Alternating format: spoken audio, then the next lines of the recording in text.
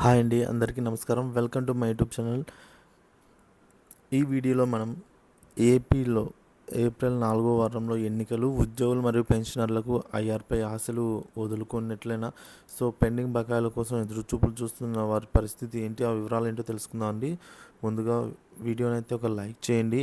AP ప్రభుత్వ ఉద్యోగ పెన్షన్లకు సంబంధించిన ఎటువంటి తాజా సమాచారం కోసమైనా సరే మన ఛానల్ అయితే సబ్స్క్రైబ్ చేసుకొని ఫాలో అవుతూ ఉండండి.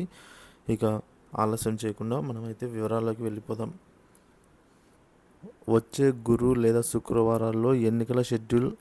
ఏప్రిల్ 4వ వారంలో ఏపీలో ఎన్నికల డ్యూటీకి సిబ్బంది తరుగు వైద్య ఆరోగ్య శాఖ, అలాగే అంగన్వాడీలకు తప్ప క్యాడర్లతో పని లేకుండా ప్రతి ఉద్యోగికి ఎన్నికల విధులు.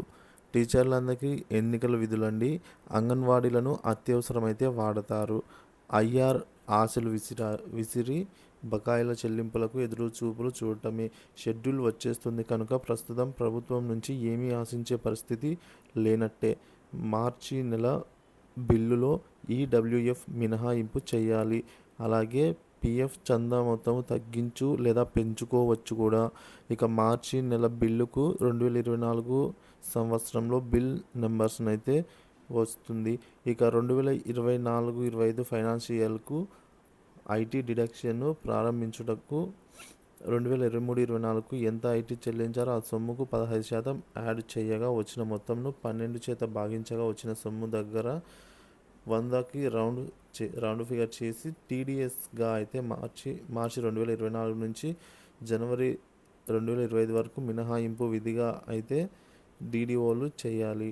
టీడీఎస్ అనేది 2023-24 ఫైనాన్షియల్ ఐటీ ప్లస్ 15% ఐటీ, ఈ విధంగా అయితే ఉంటుందండి. 2023-24 ఐటీ మినహాయింపులపై ఈ ఫిల్లింగ్ను ఏప్రిల్ 1 నుంచి ఎంప్లాయీస్ అయితే చేయించుకోవాలి.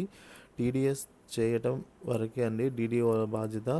ఐటీ రిటర్న్స్ ఈ ఫిల్లింగ్ చేయించుకోవడం ఎంప్లాయీస్ బాధ్యత. ఈ ఫిల్లింగ్ చేస్తేనే రీఫండ్ అమౌంట్ అడిషనల్ ఐటీకి అయితే అవకాశం అయితే ఉంటుందండి. ఇది వాళ్ళ టాపిక్. ఇన్ఫర్మేషన్ నచ్చితే వీడియోని లైక్ చేయండి, షేర్ చేయండి. దీనిపైన మీ అభిప్రాయాన్ని అయితే కామెంట్ ద్వారా తెలియజేస్తానని ఆశిస్తున్నాను. Thank you for watching this video.